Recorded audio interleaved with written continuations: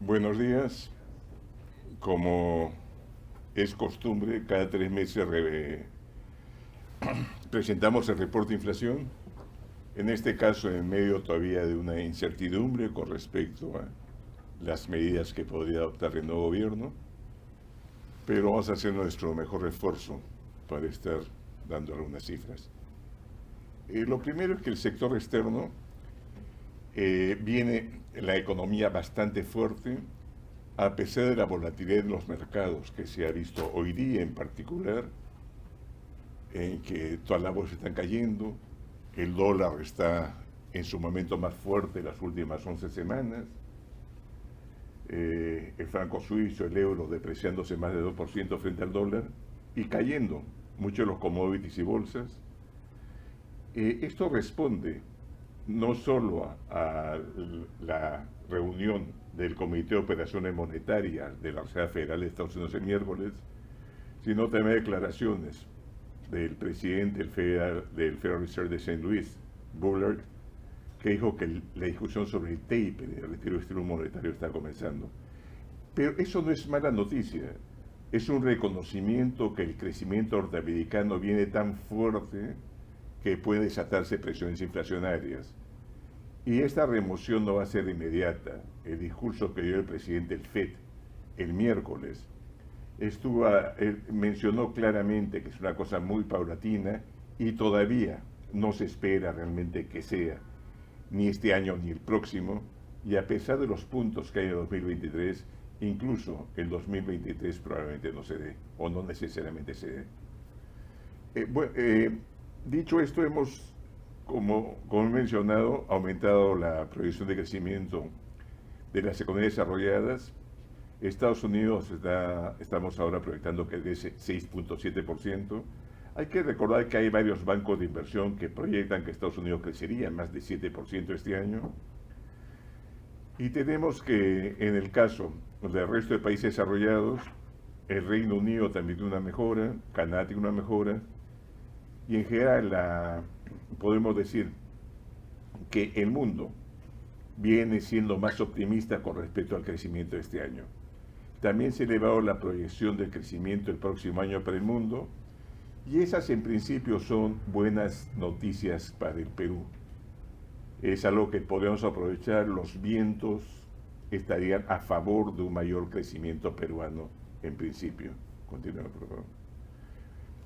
Y la recuperación ha sido más rápida que la que se observó en otros países. Ahí vemos como el cuarto trimestre nuestra caída ya era menor que la que se tenía en los principales países europeos, e incluso nuestra caída ya era menor que varios de los países de la región. Y el primer trimestre, la performance de Perú ha sido bastante mejor que la de cualquier país europeo, los grandes, o de nuestros padres en la región. Hemos crecido 3,8, mientras en la región estaban creciendo a tasas menores, o incluso en algunos países como México, en una contracción con respecto al 2020. Continúo, por favor.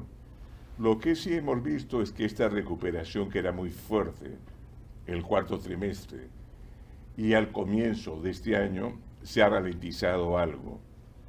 Hemos visto que llegamos a fin del año pasado, a comienzo de este año, a niveles prácticamente iguales a prepandemia, y de ahí hemos tenido un ligero descenso. Puede haber problema de estimación, que podemos comentarlo luego. Hay algunos sectores en que la evolución no es consistente, con indicadores como comprobante pago de tarjeta, etcétera. Sectores como comercio y servicio, tanto en marzo como en abril. Pero bueno, es al INEI a la que corresponde la corrección de estas cifras. Probablemente estos errores se deban a las consecuencias de la pandemia. Son encuestas, y durante la pandemia, tanto en marzo como en abril, el número de empresas que contestó ha sido menor, y se está comparando las mismas empresas para hacer el cálculo.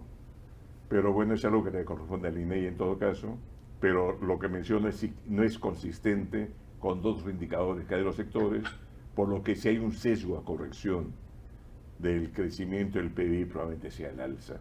Continuemos, perdón. Ahí puede verse claramente lo que mencionaba, tomando como base el mes donde no hubo cuarentena, que era febrero de 2020, Perú ya alcanzó en diciembre ese nivel, lo mantuvo en enero de 2021 y ha comenzado a descender desde febrero y con más fuerza en marzo y abril. Creemos que parte pues estos sesgos que hemos comentado, pero lo otro que no podemos dejar de mencionar es que la incertidumbre política ciertamente ha estado teniendo un efecto en cuanto a decisiones de consumo y de inversión. Continuemos, por favor. Los términos de intercambio vienen siendo bastante favorables, si bien ahora había una corrección importante en el precio de los commodities, podemos ver que estamos en un periodo sostenido, esperado, de crecimiento de los precios, que si juntamos 2019 a 2022, sería un crecimiento de 25,6%. Y eso también es un viento a favor del crecimiento. A pesar de la caída que estamos viendo el 10 de mayo del cobre, que veremos un momento, todavía los precios se mantienen muy por encima de los históricos, como veremos en un momento. Continuamos, por favor. Los términos de intercambio están siendo los más altos de los últimos 20 años. Habría que verlo con la corrección de hoy día, que no está incorporada. Pero continuemos. Y aquí pueden ver el precio del cobre. El precio del cobre llegó a 4.86 el 10 de mayo y actualmente se encuentra casi 10% por debajo. En este momento el precio del cobre, al menos hasta hace 20 minutos, estaba en 4.17. Es decir, hay una corrección importante, pero aún así se mantiene encima del promedio que ha tenido la libra de cobre entre 2011 y 2020, que es de $3 la libra. Lo cierto es que no se ha corregido solo el cobre, se han corregido muchos commodities. Esto no significa que los vientos no estén a favor, sino tal vez sean un poco menos fuertes, simplemente. Continuemos.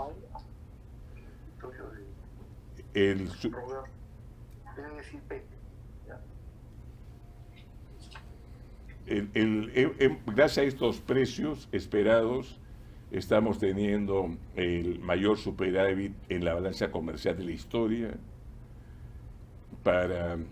Estamos esperando ahora para este año un superávit de casi 17.000 millones de dólares, 16.630, y para el próximo año casi 20.000 millones de dólares, 19.741 millones. Es decir, va a haber un ingreso masivo de dólares esperado tanto para este año como para el próximo si estos precios se mantuvieran. ¿Continuamos? La cuenta corriente de balance de pagos le hemos corregido. Estamos esperando de todas maneras que las cifras sean positivas y fuertemente positivas. Para este año estamos esperando 0.2, pero para el próximo año casi 2% de superávit en la cuenta corriente. Pueden comparar esa cifra, casi 2% esperado para el próximo año, con los déficits que teníamos en el 2013 o el 2015, de 5,1 o 5%. Aquí está el PIB desestacionalizado. Cuando hicimos la proyección en marzo de reporte de inflación, estaba incorporado allí una creencia que la cuarentena de marzo iba a tener un efecto mayor. Tuvo un efecto mucho menor al esperado. Y si nos hubieran preguntado a comienzos de marzo cuál iba a ser la proyección de crecimiento, probablemente hubiéramos dado una cifra mayor a la que teníamos en el reporte de inflación de diciembre. En diciembre habíamos proyectado 11,4% de crecimiento y la cosa venía tan fuerte y teníamos vientos a favor procedentes del sector externo que hemos proyectado tal vez una recuperación más cercana incluso a 12%. Recuperar totalmente la contracción que hubo el PBI en este año. Ahora estamos esperando más bien que esta recuperación se dé más el 2022, en un marco todavía de bastante incertidumbre. Continuemos, ¿no? Ahí puede verse la variación por trimestres. El estímulo fiscal y monetario va a seguir fuerte y estamos esperando recuperar el nivel de la actividad económica a comienzos del 2022. Continuemos, por favor. Los indicadores siguen siendo fuertes. En mayo hemos tenido que la electricidad está creciendo 1.7 respecto al 2019. Eso es bien importante señalarlo. Respecto a nivel prepandemia, respecto al 2020, como se ve en el recuadro superior, tal vez que está un poco pequeño, creció en abril 42.3, en mayo 36.4. Pero estamos ya creciendo encima del 2019. Continuemos, por favor. El consumo interno de cemento también se ha ralentizado. En parte también creemos por esta inseguridad política comenzó a afectar en algo algunas decisiones privadas de inversión en ítems que representen un gasto fuerte, como viviendas, etcétera. Aún así se mantiene todavía con cifras positivas frente a 2019. Frente a 2019 el consumo de cemento ha crecido casi 11%, 10.6% en mayo. Ya ni hablar frente al 2020. En abril creció 6.200% y en mayo ha crecido 215%. Continuemos, por favor. Lo mismo con el IGB. Esto es también con respecto al 2019. El IGB interno está creciendo 4.3%. Se ha ralentizado el crecimiento, como se ve en la curva negra. Y el IGB externo está creciendo 27,7%. Tanto por recuperación de volumen de importación como obviamente por efecto tipo de cambio. Si lo comparamos con respecto a 2020, las cifras sí son impresionantes. El IGB interno está creciendo 85% frente a mayo, ¿no? Pero esto es una señal que todos los indicadores, y lo mencioné antes, apuntan a que la recuperación en sectores incluso como comercio y servicio parece haber sido más fuerte de lo que parece mostrar las cifras oficiales, y responde a estos problemas con encuestas que ha habido durante la pandemia, pues es algo que le corresponde, como mencioné, al INEGI en todo caso, ¿no? Continuemos. La inversión también, que se contrajo hasta octubre del año pasado, ha comenzado a mejorar ya fuertemente, y en mayo creció 40.6% de inversión del gobierno general, y esto, junto a la política monetaria que sigue siendo expansiva, está ayudando a la recuperación de la economía. Continuemos, por favor. Las expectativas se deterioraron fuertemente en las elecciones, mejoró de mayo. Habría que ver qué pasa ahora con las encuestas que vamos a hacer en aproximadamente una semana. Vemos qué va a pasar en junio. O sea, había una recuperación fuerte, pero realmente todavía subsiste una incertidumbre importante con respecto a las acciones que podría emprender el nuevo gobierno, ¿no? Continuemos. El volumen de exportación no tradicionales también ha venido recuperándose, incluso superan los niveles de 2019. En abril crecieron 14.8% y en mayo ha crecido 8.1%. Obviamente, frente a 2020, las tasas de crecimiento son enormes porque tanto abril como mayo fueron meses de cuarentena. Recordemos, como he comentado antes, una de las cuarentenas más estrictas que se observó en el mundo, una de las cuarentenas más rígidas que se aplicaron. El volumen de importación de capital venía también con fuerza frente al 2019. En febrero creció más de 15%, en marzo creció casi 25%, en abril casi 14%, en mayo ya está creciendo solo 1,2%. Pero esto es frente al 2019. Frente a 2020, obviamente, los crecimientos, como parece el recuadro inferior, son del caso de mayo 83.4%, ¿no? Hemos mantenido la proyección que teníamos en marzo En gran medida porque todavía tenemos mucha incertidumbre con respecto a las medidas de política económica que se pueden tomar. El impulso que se tiene hasta ahora es fuerte y creemos que eso va a permitir que el crecimiento sea próximo al que estimábamos en marzo, cercano a 10,7%.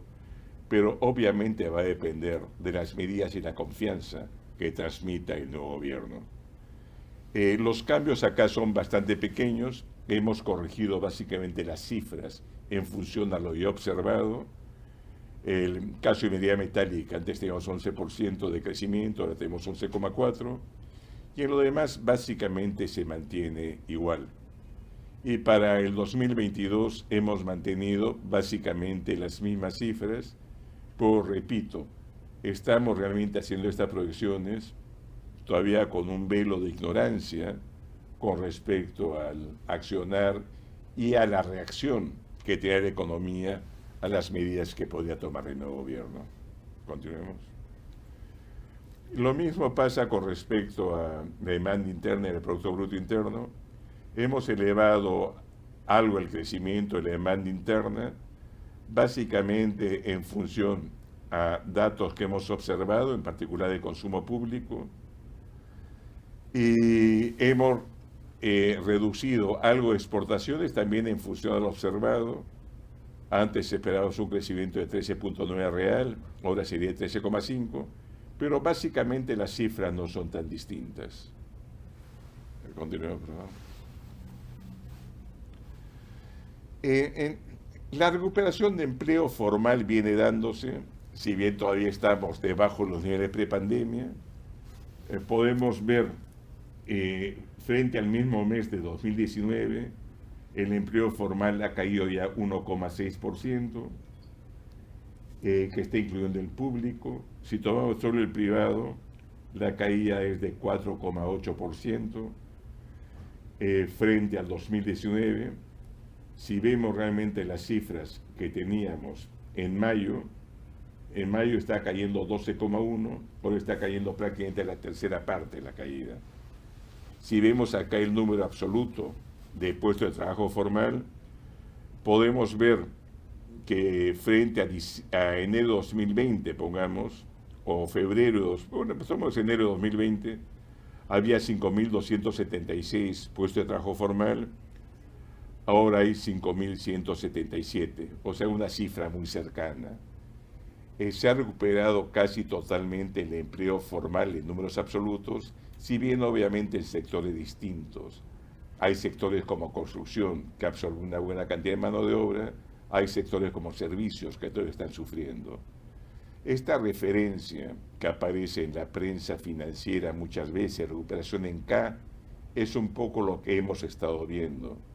Sectores que se han recuperado fuertemente, como construcción, incluso manufactura no primaria, y otros ligados a servicios que requieren contacto humano y que son intensivos en empleo, sí todavía están con reducciones importantes en cuanto al nivel de producción. Continuemos, por favor. Acá pueden ver ustedes lo que comentaba respecto al 2019, en la caída más fuerte se da en servicios, en que ha caído 10,3%, 201 puestos formales que se han perdido.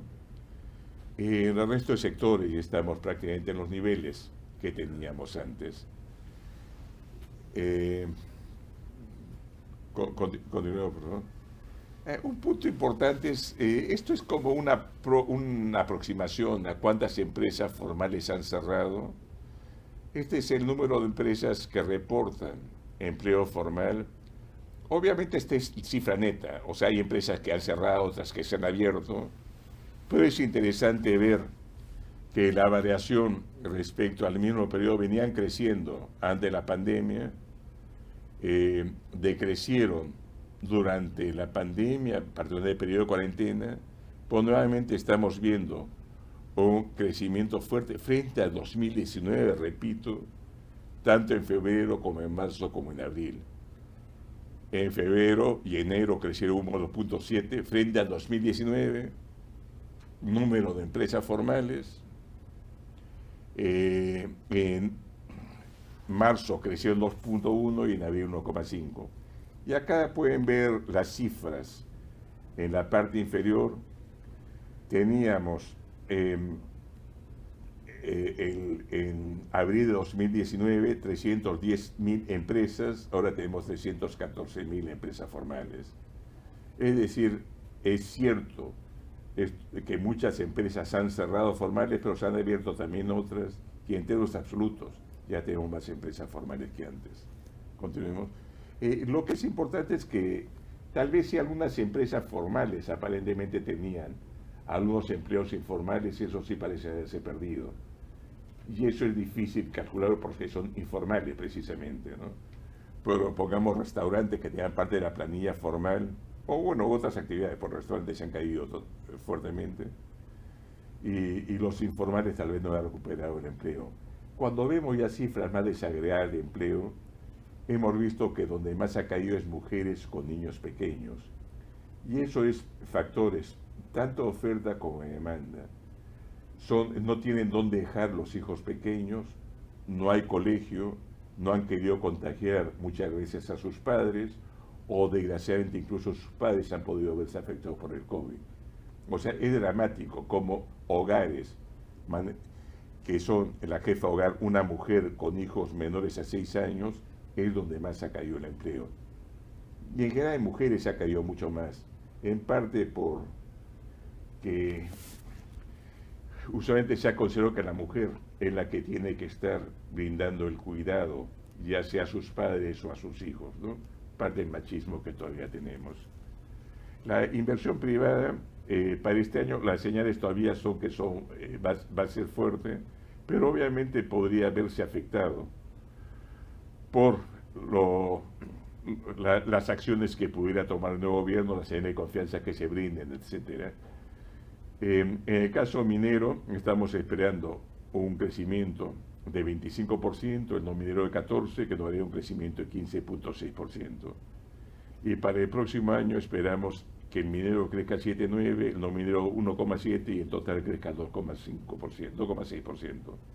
Ahora, esta proyección obviamente tiene un gran margen de incertidumbre.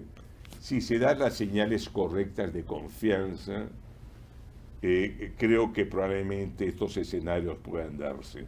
Si no se da este escenario de confianza, probablemente las cifras sean más negativas. Continuemos. La inversión pública que cayó el año pasado 15.5%, ya le comentamos parcialmente, esperamos que este año crezca 19%, el próximo 4.5%, que es una política fiscal que sigue siendo bastante expansiva y es otro factor que estaría también dinamizando el crecimiento. Perdón, continuemos. Si vemos el crecimiento del PIB, incluso con esta proyección que mantenemos 10.7%, Perú sería uno de los países que más crece en la región. Hemos puesto ahí los 10 países de Sudamérica y México, pero también tuvimos fuera de Venezuela la mayor caída de producto, ¿no? Por esta cuarentena que hemos mencionado varias veces, que fue la más rígida y probablemente incluso innecesaria.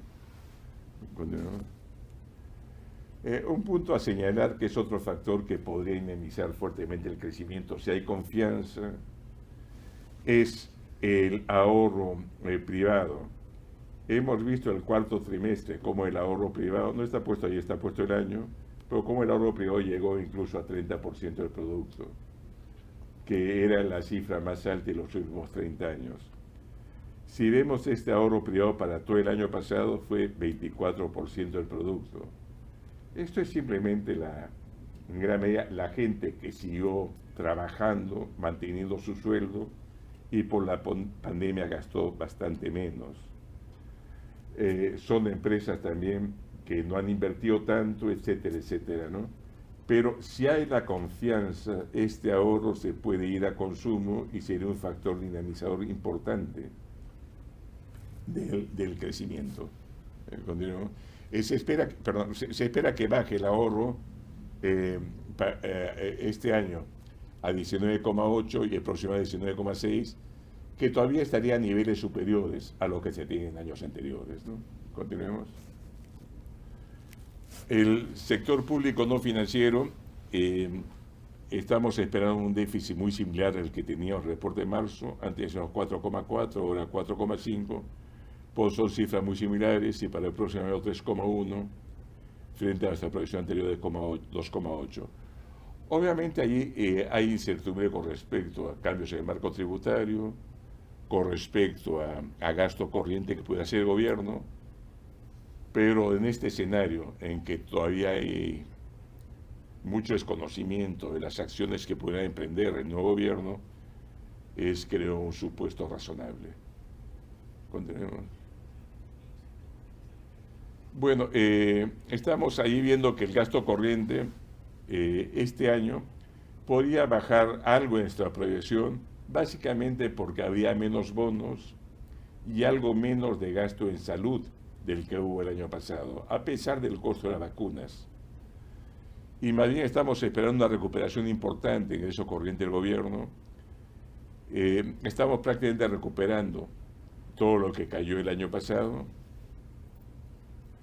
Y para el próximo año esperamos un crecimiento de cerca de 10% en los ingresos. Inversión pública, ya lo comenté, continuemos por favor. La deuda del sector público este año va a mantenerse a niveles muy similares al año pasado, incluso estamos proyectando una caída con porcentaje de producto, en gran medida porque el producto crece a 2 dígitos. Eso hace que el denominador esté creciendo fuertemente más de lo que crece el numerador. Y el próximo año, en esta proyección de déficit que presentamos, con el crecimiento también que presentamos, esperaríamos que la deuda sobre el producto se mantenga prácticamente constante. Hay que decir que estamos también suponiendo acá que se usan parte de los ahorros que tiene el gobierno en este escenario. Continuemos. Un punto importante a señalar, ha habido mucha confianza en la solvencia del país y en mayo de 2013, 61% de los bonos en soles a largo plazo está en manos de extranjeros. Eso cayó como efecto del TEIP en 2013, 2015, 2016, fue recuperándose y llegó en momentos más recientes a 55% del total de bonos está en manos de extranjeros. Ahora nuevamente ha caído a niveles cercanos al 45%. Es decir, en este ambiente de incertidumbre que comienza con fuerza este noviembre, hubo el periodo de marzo-abril del año pasado, en que más bien había temor con respecto a todos los mercados emergentes y el dinero se refugió en Estados Unidos en bonos. Pues después hemos visto, particularmente desde noviembre, en que hubo el cambio de presidente, y ahora con las elecciones, que los no residentes han estado teniendo un menor porcentaje de los bonos, y este caso tiene el 45%. Un punto simplemente a mencionar que tal vez sea importante: antes los que compraban a los no residentes, cuando querían vender y de esa forma caía el precio, aumentaba la tasa de interés, eran las FPs. Las FPs traían sus dólares de fuera, aprovechaban que el precio del bono estaba abajo, compraban de esa forma, tenía menor impacto del tipo de cambio y el precio de los bonos no se deterioraba tanto. Ahora las FPs tienen menos recursos, tienen salidas esperadas en los próximos meses y este factor estabilizador ya no está allí. Continuemos, por favor. La tasa de interés de referencia se mantiene bastante baja, en términos reales está negativa, dada la inflación que tenemos, la expectativa de inflación que tenemos. En principio, casi nuestro comunicado es que hasta no cambien claramente la situación, creemos que todavía se necesita por un tiempo una política monetaria expansiva y eso lo estaríamos manteniendo en principio. solo si cambiara el determinante de inflación por demanda es que cambiaríamos un poco esta tasa de referencia. Continuemos. Hemos no solo bajado la tasa de interés, sino también inyectado masivamente liquidez en el mercado. Liquidez que en parte ya se ha venido recogiendo conforme vence reactiva, pero tenemos que frente a cualquier experiencia anterior de inyección de liquidez ha sido masiva, ha sido casi 8 veces lo que hemos hecho durante la crisis de 2008 y casi 2 veces el programa de dolarización.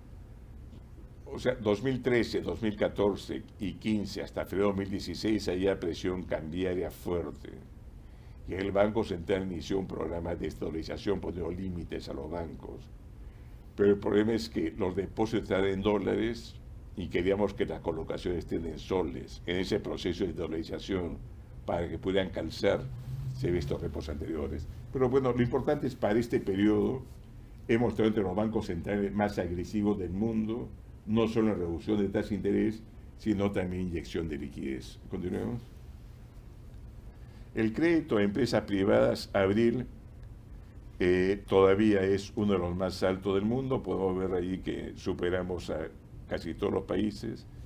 Brasil crece 16,1, China crece 10,9, Estados Unidos 3,9, países como Chile 2,2. O sea, hemos tenido una política bastante expansiva.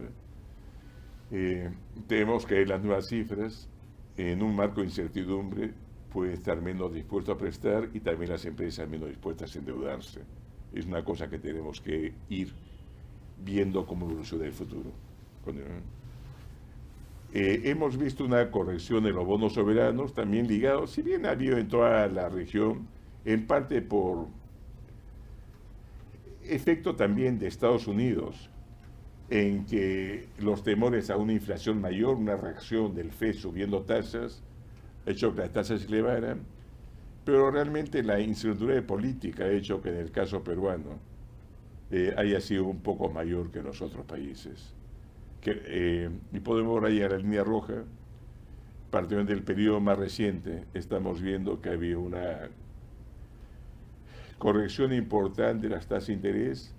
La diferencia que vemos en spread entre el precio al que quieren vender, al que quieren comprar, está bastante alto frente a cualquiera de los últimos 10 meses anteriores. Y en general estamos viendo que hay poca liquidez en este mercado. Continuemos. Un punto importante es que esta subida de tasa de interés de los bonos va a afectar a la larga la tasa de interés hipotecaria. Todavía no la ha afectado mucho, pero de mantenerse esta tendencia al alza, estaría incidiendo en el costo de los créditos hipotecarios a largo plazo. Y si tengo que un bono seguro del Tesoro a largo plazo comienza a subir su precio, a rendir mucho más, realmente va a impactar en no solo el costo de financiamiento de los bancos a largo plazo, sino también el deseo de prestar a esas tasas relativamente bajas ahora, ¿no? Pero pueden ver que el descenso ha sido marcado en las tasas hipotecarias, de 12,72 que había en 2001 a 5,88 en este momento. El crédito también se ha dolarizado fuertemente. A comienzo del siglo era casi 80% y ahora estamos debajo del 20%. Un punto importante a señalar: la intervención cambiaria que hemos tenido este semestre ha sido la más alta en la historia, utilizando tanto derivados cambiarios como ventas spot. Hemos vendido el mercado spot 4.400 millones de dólares y hemos colocado en neto derivados cambiarios por 6.000 millones de dólares. En bruto sí hemos colocado una cantidad que se aproxima casi a los 10.000 millones.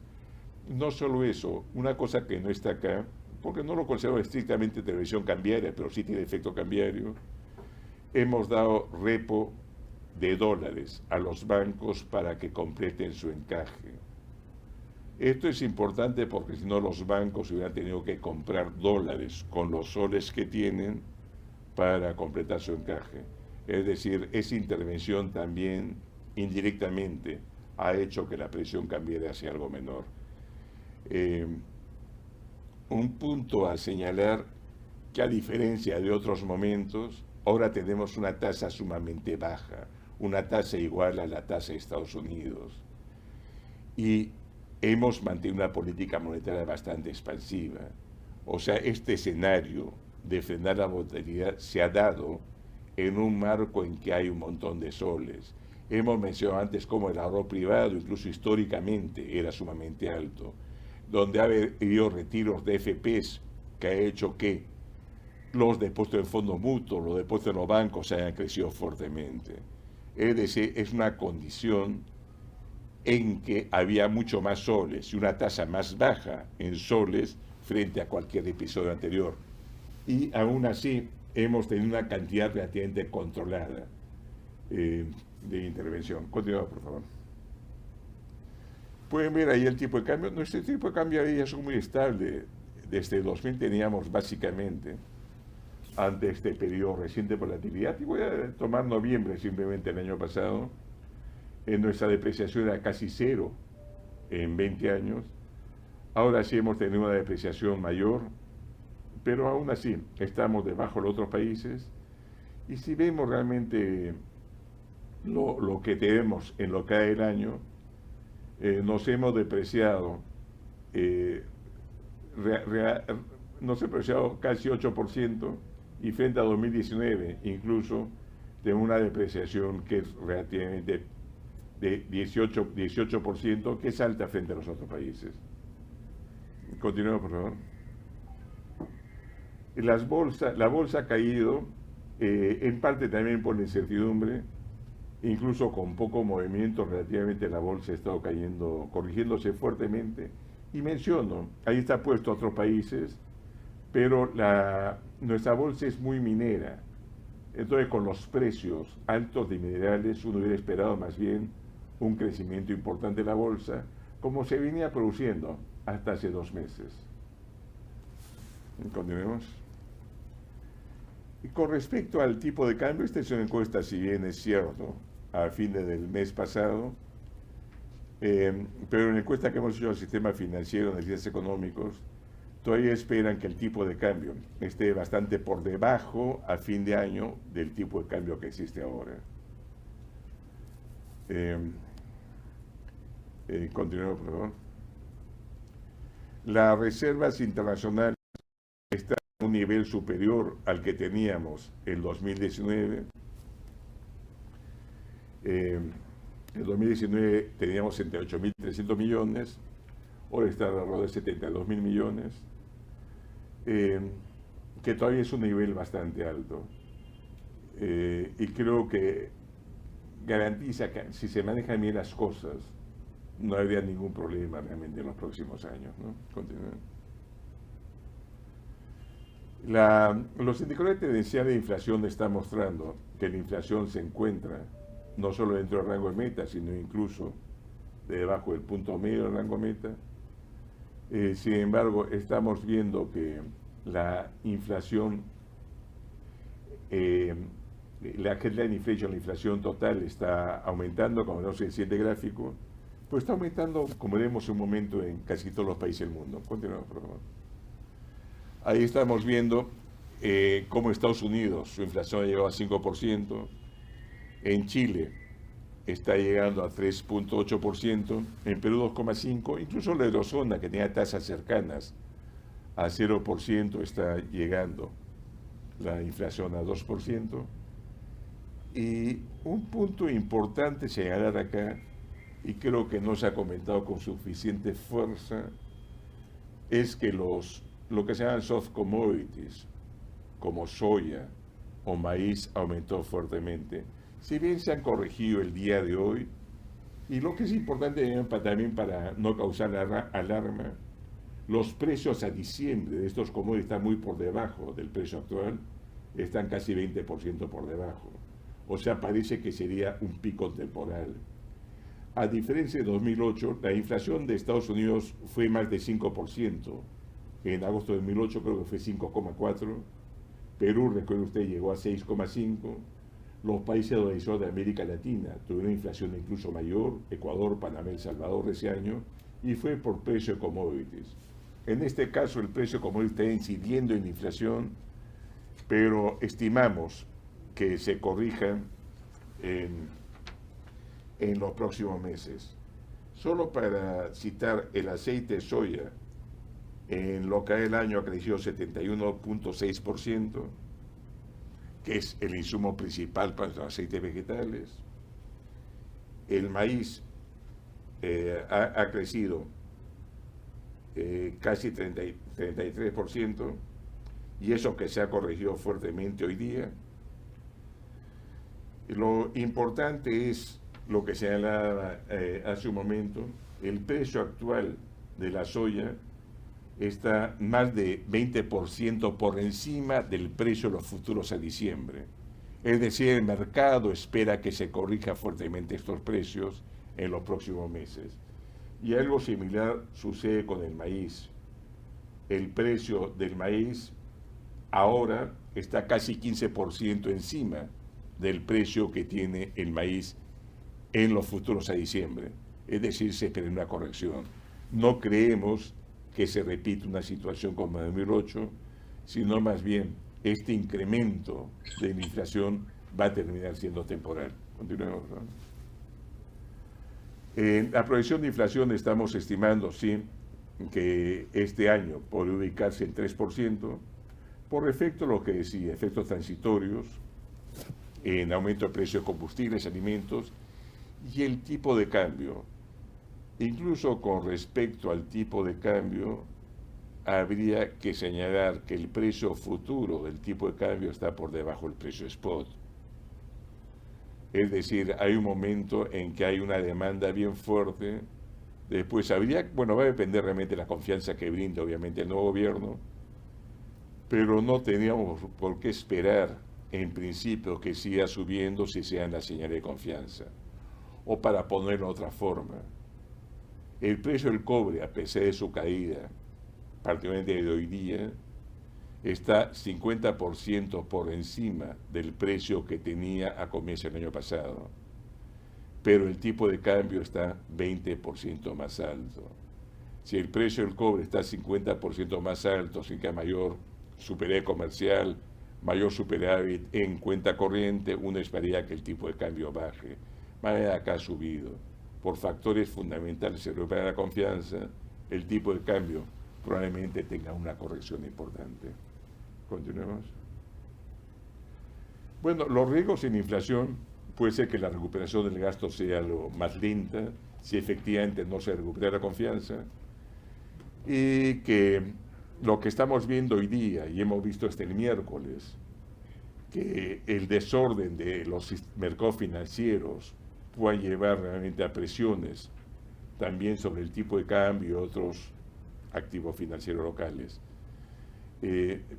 Menciono, incluso si uno compara la depreciación, tengo las cifras hasta hace un momento, pero el sol se está depreciando ahora, pero está depreciando menos de lo que se depreciaba hace un rato.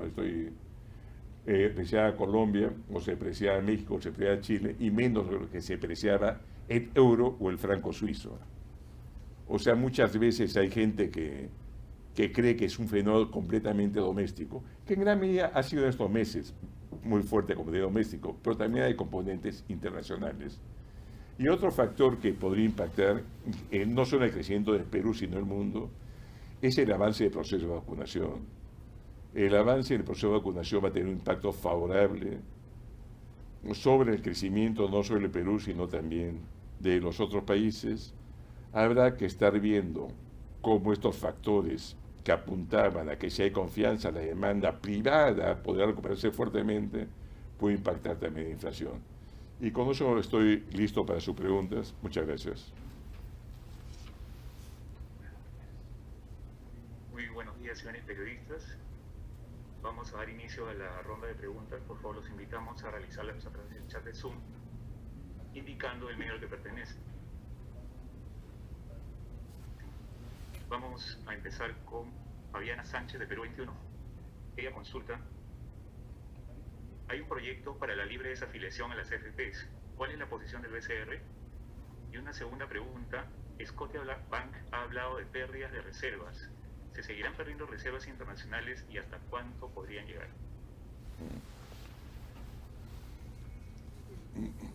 Bueno, la primera pregunta, obviamente estamos en contra. El sistema de pensiones es para que la gente tenga pensión, no para que no la tenga. No es un mecanismo de ahorro. Usualmente es forzoso en todas partes del mundo porque hay cierta miopía con respecto realmente a la creencia que va a poder ahorrar cuando tenga 50, 55, 60. Y lo que se ha visto realmente es que si no es obligatorio, y es obligatorio en prácticamente todos los países del mundo, sencillamente la gente no ahorra suficiente para la vejez.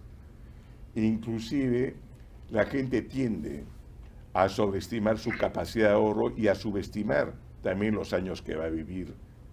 Si usted le pregunta a una persona de 50 años cuánto vivirá, probablemente diga 75, 80, y lo más probable es que viva casi 90. Y es importante eso para los efectos del ahorro. Hay muchos cambios que podría hacerse al FP, por no tener un sistema de pensiones, sí creo realmente que nos colocaría como unos pocos países del mundo donde esto no existe, ¿no? Y es una libre desafiliación a la edad de deceso. Scotiabank ha hablado de pérdida de reservas. Sí, las reservas han caído 7.000 millones, la intervención cambiaria ha sido 4.000 millones, pero depósitos que están en dólares o están en fondos mutuos en dólares también han salido. Lo que hemos visto en las reservas internacionales son cerca de 7.000 millones, pero tenemos reservas más que suficientes realmente para afrontar periodos de incertidumbre bastante altos, incluso por un periodo bastante largo. Lo que sí quisiera hacer referencia es que ningún tipo de cambio, de control de cambios ha funcionado en el mundo, porque simplemente lo que hay que robar es la confianza en la moneda. Va a haber un ingreso masivo de dólares derivado de los mejores precios de metales. Si hay confianza, nuevamente para un apetito por comprar activos peruanos, que en este momento están baratos. La bolsa está barata, si tiene confianza, va a entrar dinero a la bolsa. Los bonos del tesoro peruanos están baratos. Si hay confianza, van a entrar extranjeros a comprar estos bonos. Tercero, la gente más nerviosa ya sacó su plata. Lo que uno esperaría más bien es, si hay confianza, que parte se traiga o ya no siga sacando la gente más dinero. Esto no necesariamente salía del país. Muchos dólares pueden estar realmente dentro de los colchones, en las casas, etcétera. Gente que ha ido retirando dólares. De ahí se vuelve imprescindible realmente dar esta serie de confianza, ¿no?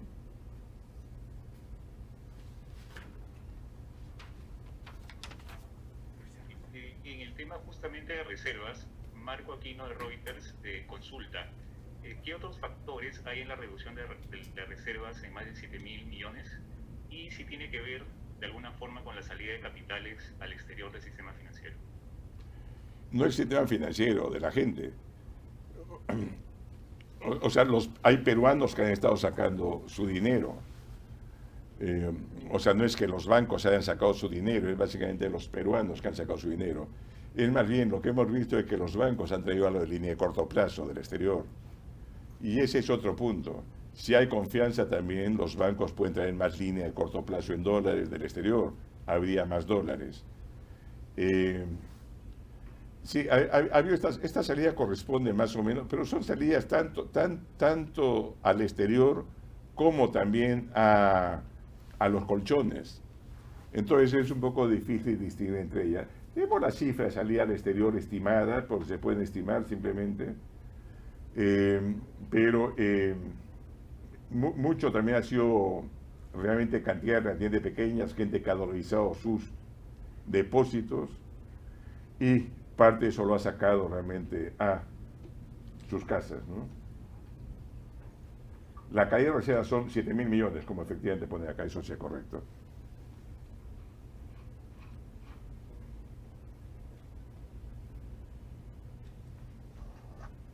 Continuamos ahora con una pregunta de José Luis Jaramillo de la Agencia Andina. Él consulta si la demora de los resultados electorales, hasta qué punto afectará la proyección de crecimiento de este año y el precio del dólar.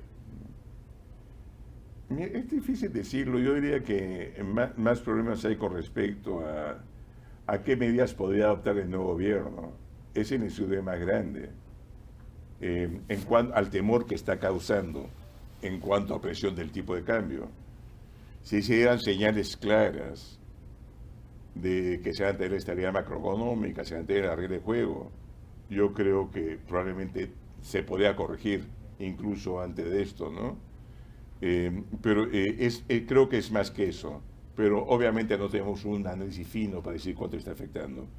Creo que son más la falta de claridad de cuáles van a ser las acciones que emprenda la nueva administración, sea cual sea esta, la que está causando esta situación. Si se hubiera producido el 2016 esta demora, el efecto cambiario hubiera sido bastante débil, pues se consideraba que ninguno iba a afectar fundamentalmente la red de juego ni la estabilidad macroeconómica. Entonces sí creo que es más esos factores, ¿no? Pero no tenemos ningún análisis econométrico y tampoco podría haber uno fino para poder tener estos factores, ¿no? Ahora continuamos con Leslie Salas del diario Correo. Ella pregunta si se ajustarán las proyecciones de crecimiento de la economía para este segundo trimestre, considerando que inicialmente se informó que se crecería 39.7. Estamos estimando 38,7 por casi lo mismo. Pero como hemos visto, parece haber habido que las cifras correctas mañana apuntarán a un crecimiento algo mayor, tanto en marzo como en abril, por este problema de encuestas a la que hice referencia. Por eso le corresponde al INEI corregirlo, no a nosotros, ¿no? Las cifras son muy similares. Ya ha avanzado casi todo el segundo trimestre, ya incluso estamos en más de la mitad de junio, y los resultados van a ser muy similares en principio, ¿no?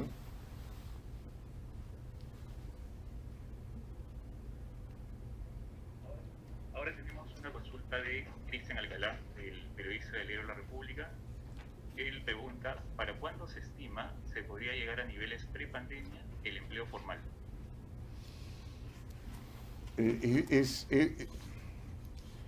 Va a depender mucho de la vacunación y la confianza. O sea, realmente los sectores afectados han sido comercio y servicios, que son intensivos en mano de obra. Estos sectores, tan pronto haya vacunación, ya lo estamos viendo en varios países, Israel, Estados Unidos mismo, que se han abierto ya restaurantes, restaurantes no solo terrazas, sino restaurantes en interior. Los aforos comerciales ya casi han desaparecido, ya ni siquiera se usa mascarilla obligatoriamente. Eso va a hacer realmente que la demanda por estos servicios, que es una demanda reprimida, crezca fuertemente. Lo que se ha visto cuando se ha abierto la economía en otros países por la vacunación es casi una euforia. ¿Qué tan duradera sea es más difícil estimar? Pero casi como una liberación. Ya puedo ir a restaurantes a comer, ya puedo ir a discotecas, a gimnasios, etc. Y esos sectores, todos esos sectores son altamente intensivos en mano de obra. Y eso va a hacer realmente que se absorba en gran medida el empleo. Nosotros, en principio, si las cosas van bien, o si disipamos esta parte de incertidumbre política, estoy estimando que probablemente en el primer semestre del próximo año se tenga cifras de empleo muy similares a las que teníamos prepandemia. E incluso pobreza. La pobreza el año pasado subió de 20 a 30%, pero si bien las cifras trimestrales no son tan robustas, el cuarto trimestre ya la pobreza está de 24%. Hay un recuadro que está presentando al respecto del reporte de inflación. Probablemente no alcancemos los niveles pre-pandemia de pobreza este año, pero sí creo que podría lograrse tal vez el próximo si las cosas van bien, porque en gran medida la pobreza ha venido por factores como los que mencionábamos, gente que ha dejado de trabajar por tener que cuidar a los hijos, gente que ha perdido el empleo, etc. Una vez que se dinamice el mercado laboral, de no abran las escuelas, donde las madres solteras pueden dejar a sus hijos, etc., probablemente hay una recuperación importante. Muchos de los hogares, al menos en la encuesta de hogares, el segundo ingreso es el que ha desaparecido, y eso es lo que ha llevado a que estén en niveles ya dentro de la pobreza. Pero depende de todo cómo se recupere la economía. Pero en principio, vacunación es un componente esencial para empleo, para reducción de pobreza, ¿no? Para terminar, recuerde usted lo que comenté, 30% del ingreso estuvo en ahorro privado el año pasado. Es ahorro que se va a querer gastar en algún momento y eso va a dinamizar el consumo. En una economía abierta eso va a tener un impacto importante. Miren ustedes, inclusive hay mucha gente que ha estado trabajando desde su hogar y la demanda de ropa ha sido muy baja. Compraba más ropa deportiva o pijamas. Ahora nuevamente que la gente comienza a salir, obviamente demanda en varios sectores comienza a incrementarse, ¿no? Entonces tenemos ahora una pregunta de Fabiana Sánchez de Perú 21. Ella consulta, si no fuera por la incertidumbre electoral, ¿la previsión de crecimiento para este año sería mayor? Y yo creo que sí. Realmente la cosa venía muy fuerte antes de su electoral. Es incertidumbre electoral e incertidumbre también con acciones del nuevo gobierno, ¿eh? Son las dos cosas, ¿no? Yo creo que recobrar esa confianza se vuelve indispensable lo antes posible, ¿no? Repito, para terminar, probablemente si no hubiera habido esta incertidumbre electoral y esta incertidumbre con respecto al gobierno, nuestra provisión hubiera estado más cercana al 12%. Muchas gracias, hasta luego.